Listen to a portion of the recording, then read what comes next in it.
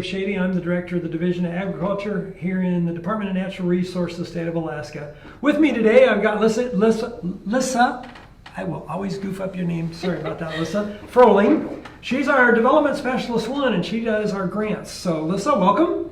Thank you. You get to be our first guest of the series that we're going to be doing these pretty much on a weekly basis. So Rob and I spent the last three times doing our Facebook Lives. We were showing how to get into our industrial hemp program. So today, Lyssa and I are going to talk about two other subjects. One, I'm going to start off and I'm going to talk a little bit about Ag Revolving Loan Fund and how we produce loans for Alaskans and that. And then we're going to talk to Lyssa about the grant programs that she runs with her staff. So with that, I'm going to start. I hope people can see our screens and do that well. So first of all, when you need to know something about agriculture, come to the Division of Agriculture, come to our webpage because we're trying to really update that. And if you got suggestions, send us some emails. We'll take those and we're going to update it. So we have John Whipple's our new specialist that's doing all of our work on the webpage along with Rusty and some other folks. So we're going to be doing live. We're going to be doing and trying to use this technology. Now you see I got the gray hair. I'm not into the Snapchat and all that stuff. So these guys are trying to bring me into the real world. And it's going to be a rough at times, and I apologize for my lack of technical skills. But you can see, you come to our webpage, Department of Natural Resources, Division of Ag. You can Google it. You will come to it. It's pretty easy to get here. So what do we have on our front page here? Well, I think I'm going to take time to point out, we're still dealing with COVID-19. And so we've put resources right here, a link to our resources on the page so that you can see that we're trying to get the word out to everybody. There was notice of a bipartisan deal today to increase funding for the payroll protection plan. So those of you that have applied and they said run out of money or hadn't in the farm industry where we were a lot slower getting into that program, that money's coming. So keep an eye. We'll be keeping you informed. The other real hot topic is part of ARLF. We're going to have a Board of Agriculture and Conservation meeting here on Friday. So that is going to be a teleconference. You'll see that, and people are welcome to listen in. So with that, we have the Agriculture Revolving Loan Fund is operated by our Board of Agriculture and Conservation. And so I really want to give a shout out to the folks on the board. And so Stu Stu Davies from North Pole is our chair. John Anderson from Fairbanks is our vice chair. We got Matt Bates from Delta Junction. We got Charles Matt Hale from here in Wasilla. We got TJ Tiana Hyder and Robert Jones from here in the valley, and then down in the Homer area we have Jeffrey Vance. So you can see these folks, they're on the website, and this is our board. And so whenever we're talking about the Loan Fund, ARLF, this is the board that makes the decisions. As staff, we do the paperwork, we operate the loans and that, but the board makes the decisions. So it's real important to know that we have a fantastic board that is here and that will help everybody as we work through and make the decisions to go forward. The Ag Revolving Loan Fund. I really have fun talking about this. It is a pre-statehood fund, and a lot of people don't know. The precursors to the Ag Revolving Loan Fund was 1953. It's a really little known fact. This has been around a very long time, and its sole purpose is the development and support of agriculture in our state. So it's really a cool program that we operate. So the question I had the other day is, do you have money? So we have about $7 million in loans outstanding right now, which is pretty good. But we've got $12 million available. So as people are looking to survive what we're going through, if they need an ag loan, come see us. We have money available, and that's why I wanted to take a little time in the first part of this show and kind of explain what we're doing and reiterate what my board chairman Stu said the other day is let people know ARLF is alive and well, and we need to make some loans. So let's talk about the loans we do. So as you can see here, if you go to the website, we do short-term loans, and those are loans to finance annual operating expenses, your feed, your fertilizer, the things that you need to do for harvesting and planting. We have a number of people that do those, and on Friday we actually have 2 applications to go over. Chattel loans, and if you need to purchase some livestock or get some equipment, we can probably help you with that. Farm development, this is loans to purchase your real property or to construct non-residential improvements for agriculture purposes. Sorry, you want to borrow for the pickup? No can do. Farm truck, yes. Pickups, no. So it's got to be non-personal. It's got to be farm related. That's one of the keys that if you come in with a plan, make sure that you keep your personal stuff out, and that'll help us move along. Irrigation. You don't actually see a lot of irrigation in Alaska, but we do have pivots, and we do have people put in irrigation. And I think in certain areas, having irrigation back up, we had a dry summer last summer, and the folks that had irrigation did much better. And so we can do a loan for that irrigation system. Product processing. That's a small part of our portfolio. Loans to build and equip facilities to process Alaska products. The challenge with that is it's a $250,000 limit, which we'll talk about in a little bit here. And then, of course, what we have is a lot of land clearing loans. So, folks, we do help you get started from the ground up and move forward. So, this is a fantastic program that has been going since 1953, as I said. A couple of caveats. Short-term loans, $200,000 limit, 3% fixed rate. I mean, we got some really good rates. What we do is market rates. We survey every year what the market rates are going to be, and then we set it to that. So I don't have to read through this. It's all on the board, and it's where, so if you can look at a couple of keys. $250,000 loans for product processing and clearing, because that should get you quite a ways on your land, and we have the limitations in statute on our processing. Total loan to any one entity is $1 million. So we loan to people that are private citizens, partnerships, LLCs. It doesn't matter what your entity is, as long as you go through and you can meet the criteria we have. So this is a pretty robust program that's been going on for a number of years. So, the one thing that I did want to really, I've had about 4 calls that I've got to call back to saying, hey, I need a loan. How do I do it? Well, the first thing I'm going to tell you is to come to the website here and look at that, because we've laid out the best we can a pretty much hands-off process. So what we're going to encourage you to do is to come onto the website, look at your eligibility, look at your conditions, some of the things we talked about, look at your collateral and your terms, and then right there as you go through that, you can see the fees, and I'm just going to scroll down here a little bit. And then what do we have? We have put for you on the website your applications, your good borrower credit fact sheet, all of the things you're going to need at your fingertips. It's all right here. And so as you start filling them out, then definitely you're going to want to call staff. You're going to just call the main office, call my direct line. It's there, and we're going to help you work through that application. And so, but it's really hard when I'm talking to somebody and they go, so how much can I borrow? And I go, it's on the website. So how much? It's on the website. So the last guy, we talked for 20 minutes, and literally I got on the website and showed him how to get there, and then away he went on his application. So we're kind of busy with all the things going on here, and so we really appreciate it if you take a look, try to figure out as far as you can, and then we'll definitely help you get your income and expense statement figured out. We'll figure out all the different parts of a 5-year operating plan. If you need to have your ag land plan updated, Mo can help you with that on our land management side. So with that, it gives you a really good understanding of how you can to get into this. So I'm really thrilled to announce and confirm that the legislature has reinstituted staff for ARLF. We'll get that person formally back in July. So, I'm sorry, I'm a one-man show right now.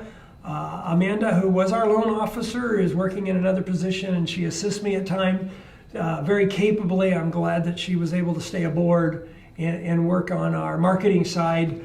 And so between the two of us until July, we work this together. So sometimes we're a little slow. I do apologize if it takes us a while to get back to you, but we will get things done. And then in July, we'll be hiring staff. So the governor approved that, his request. I was really appreciative of the governor's support and the legislator's support of the Division of Ag and standing our programs back up. So what I'm thinking I'll do is I'm going to go ahead, I think, Lyssa, and we're going to let you talk about specialty crops. I'm going to look at some questions, and then at the end we'll do question and answers. How does that sound? Sounds great. All right, take it away. Okay, thank you. So I primarily manage the Specialty Crop Block Grant, and the Specialty Crop Block Grant is a USDA grant that is administered by the Agricultural Marketing Services within the USDA. They then determine the amounts that are awarded to each state depending on the ag census. So how much you guys report as specialty crop growers, how much acreage you report, influences how much we as a state receive to block grant out to you guys. So the funding period right now has just recently closed, but it is available every year. So we make it known in January that we are releasing the request for proposals, and the request for proposals includes all the information that you need to the LOI stage, the letter of interest stage, and the full application stage.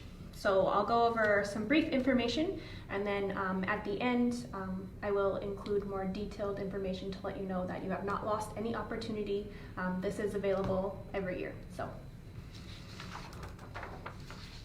First of all, I'm sure a lot of you are curious what a specialty crop even is. Specialty crops are actually a pretty wide variety of products that are grown in Alaska.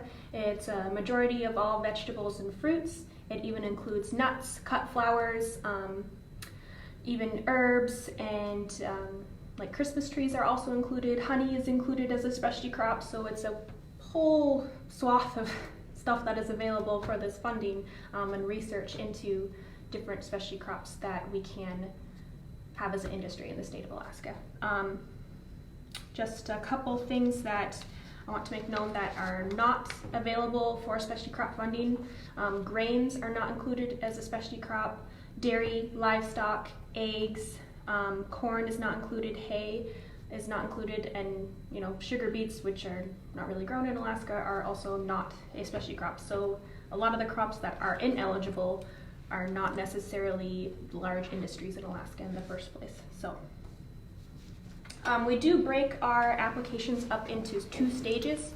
So our first stage is a letter of interest stage, and that's primarily just to allow people the time to develop and work on an application and gather participants that they want for their project, and develop their idea and work as a team to develop the brief project outline and a brief budget that we're looking for. It's probably a 2 to 3 page letter of interest. We do require letters of support to prove that you have the participation in your project, and also to prove that you have a large need in your industry for a project of this kind. From the LOI stage, we then build our review team from agricultural producers in the state or other soil and water conservation districts. We build it from university teams, just to be a well-rounded review team for our grants. We have a couple internal projects that we grant out, but the majority of the grants we do try and do external grants.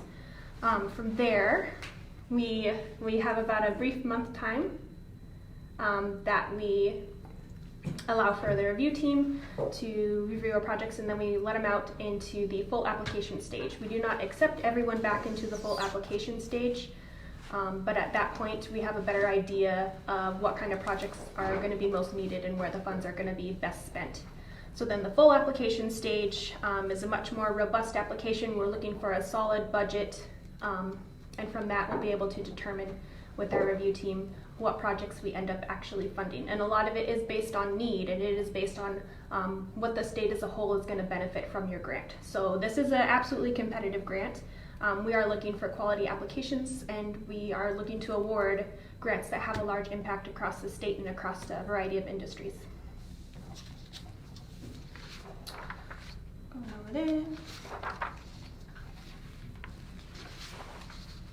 We do focus on different funding priorities, and we also gather our funding priorities from other agricultural constituents in the state. So we also still work with soil and water conservation districts, and we work with our past grantees, as well as other industry, participants, what they're going to see as the biggest impact that we can use this money for to support the state agricultural industries.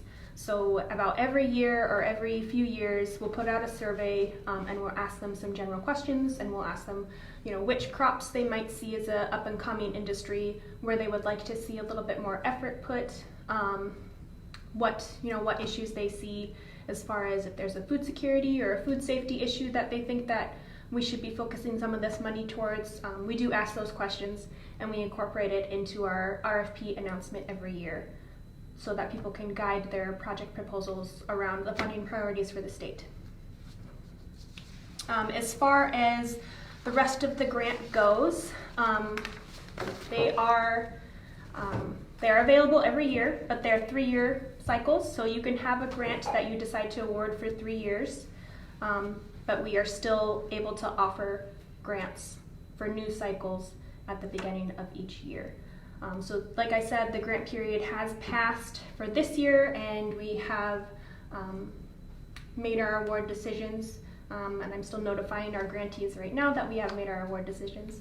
And then we'll work with the USDA to put together our state plan, and the USDA has ultimate decision as to whether our grants actually get funded or not, but we've usually never had an issue with anything like that. When the grant cycle does come around again next year, we will be hosting calls, so I will be able to have a more in-depth conversation. We have two conference calls that we host, and at that time, anyone who's interested in applying for the program is able to directly ask me questions, and I go through the whole RFP packet. So it's everything that you need to know about what our allowable cost, who's eligible to apply, what kind of projects we're looking for that year, what amount of money we are looking to grant out. It's got all that information, and I go over it in detail and at that time. So one of the questions, Lyssa, is, can you give some examples of some of the previous grants? So we've had some real success stories. So why don't you give just kind of a rundown of some of the things the last couple of years that have really came to the top of it as being great research projects and that. So yeah, sure. Actually, there have been a few new ones that were pretty interesting. Just last year, we granted out a project on seaweed. Seaweed has recently become an available or an eligible specialty crop product. So we granted kind of a market research and development project on seaweed, which was very interesting to me. It's still ongoing, and I'm really excited to see results for that. We've done a couple tool trials, so people can trial out different tools to determine if they're actually useful in Alaska, because we know it's all different. They can market whatever they want, but if it's not actually going to be able to be practically used in Alaska, then it's bust.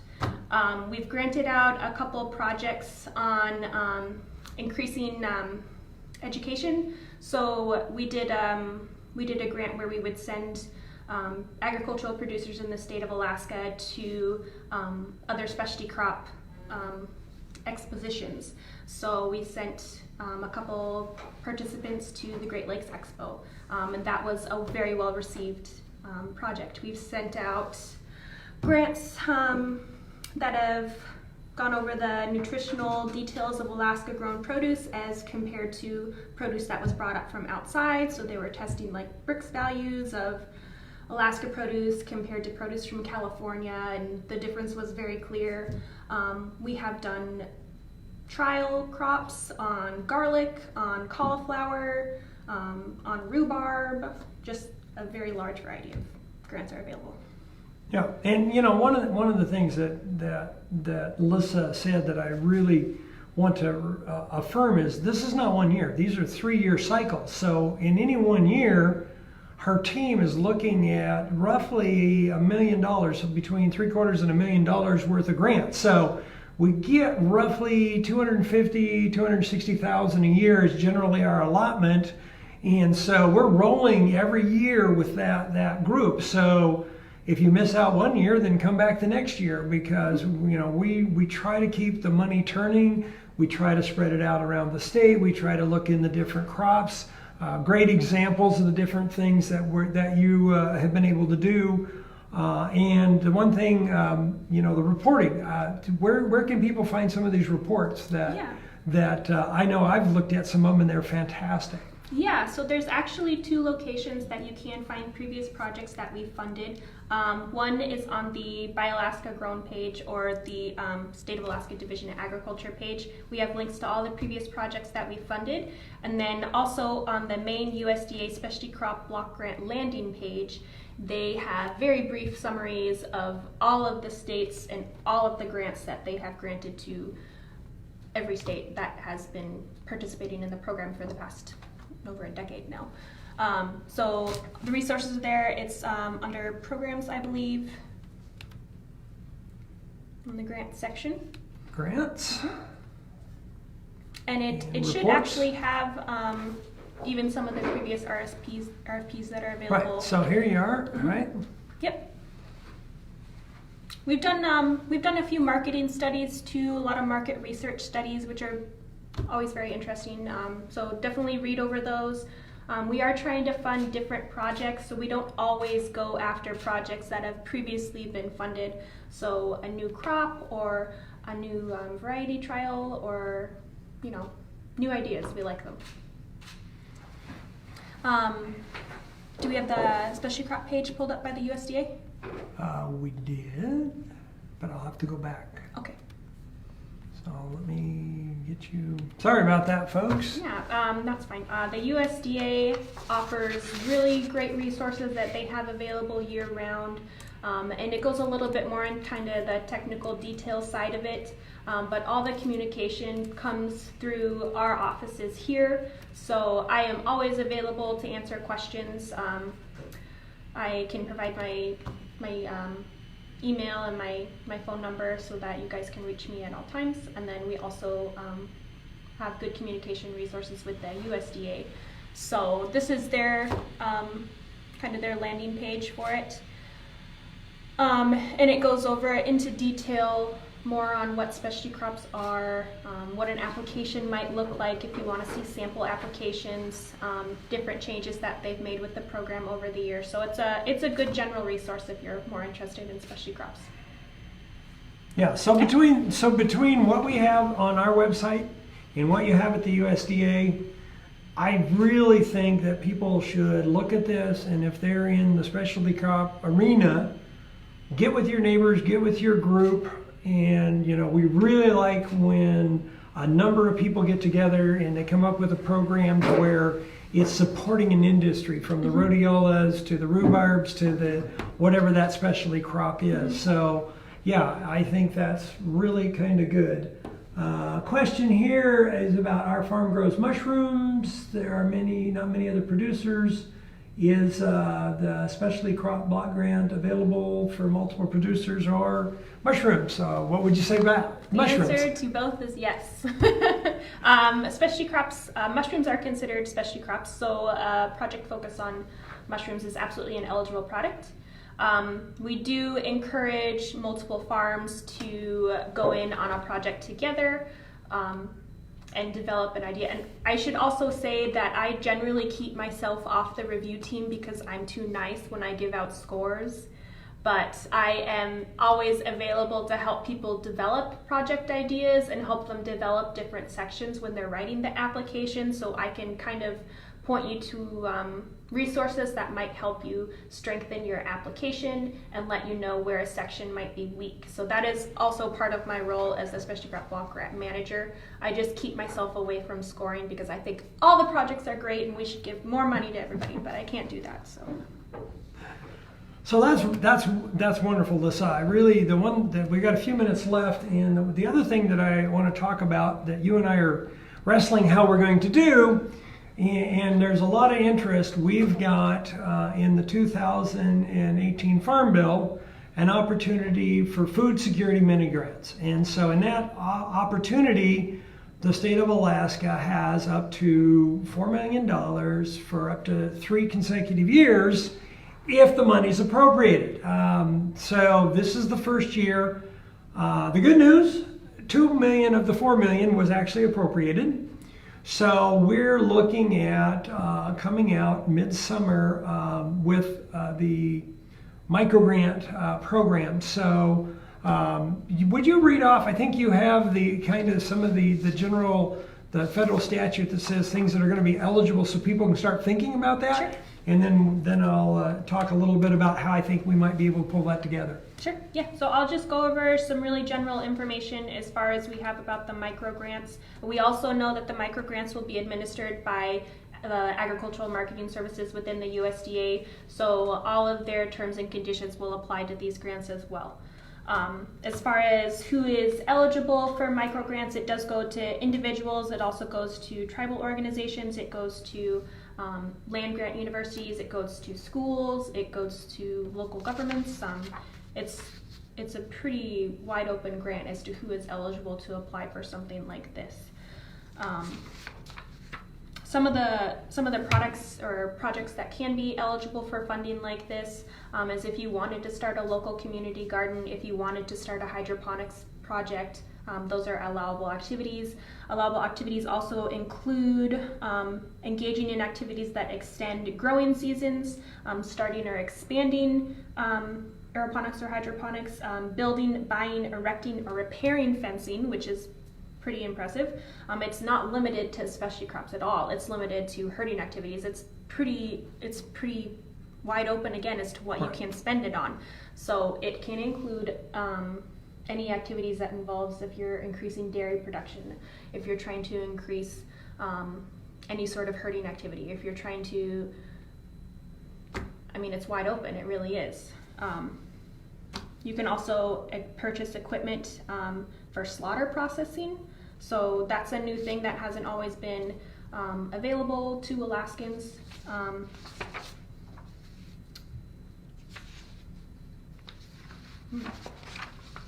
Purchasing and building composting units too, which is also very interesting. So it's all aspects of farming. So this is going to be a very interesting endeavor for us. I'm going to feel like the Secretary of Purdue. I'm going to have a lot more applications than we have money to go out with.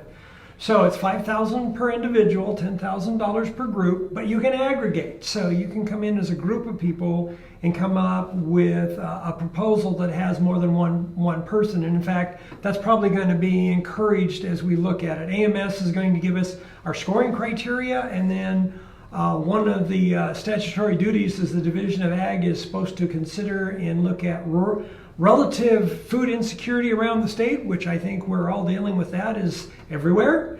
We're food insecure and we're dealing with the COVID interruptions and stuff we're going to be looking at. So we're going to take a look at the big picture. We're going to make sure, we're going to be equitable, and we're thinking there will be further funding down the road in the next couple of years because that's the design of the 2018 Farm Bill. I wished I had better details, but I don't, because we're waiting for AMS, the Ag Marketing Service, to give us some idea of the requirements they want us to put into our program. So the program comes through AMS to the Division of Ag to run. They set the criteria we have to use. Of course, with any grant, there is a couple of caveats. One, unless the state waives it, and that's something we have to determine due to COVID. I've kind of reopened the discussion of a 10% match. And in some cases, I mean, you always try to have people with some skin in the game, because then they have the ability to do that. Due to COVID, there may be some projects, and so we got to look at making sure we're not people literally don't have the money and they're trying to get food in the village, in the small community, in the rural areas. We're going to have to look at what we can do with that. And we're going to have to look at how do we spread this out and then do it over multiple years. And that's going to be the challenge, to figure that out. So, the one thing that I can assure everybody is we're going to be as equitable, we're going to spread it out, we're going to follow criteria, and we're going to have a very open and robust process, so that just because if you're not in the first round, as Secretary Perdue said, we're working on some more money down the road. So, if we got a total of 16 million, then I think we can take care of a lot of needs. But that's federal funding, and so we just have to see. It's not something that we make those determinations, that it's Congress, but there's been a lot of money moving around, and so we'll take the resources that the division's given and the state's given for our food supply. So, how will you judge relative food insecurity? Man, that is the million-dollar question that I've been talking to the folks, Food Security Council at the university, the doctors, the PhDs. There's been 3 or 4 studies on food security. I've been looking at food security issues going back to the 40s in our database, so that we're going to look at that and we're going to write some criteria. I think it's fair to say that the further off the rail belt, the more insecure you are.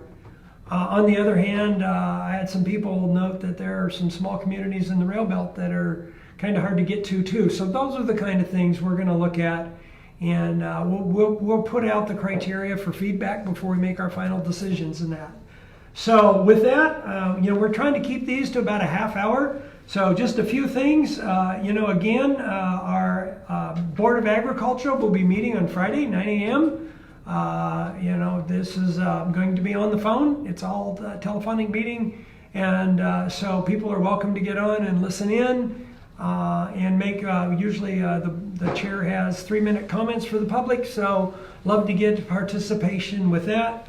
Next week, on the schedule, I think we're going to try to talk about Elodia and our eradication efforts around the state and some of our invasives work we've been trying to do. And the following week, check back in if you're thinking about what plants you want to grow for your garden, because we're going to talk about the different options you have for helping feed yourself during the summer, and then crops to grow that last through the winter and that you can cook and freeze and things like that. So with that, thank you very much. Have a great day.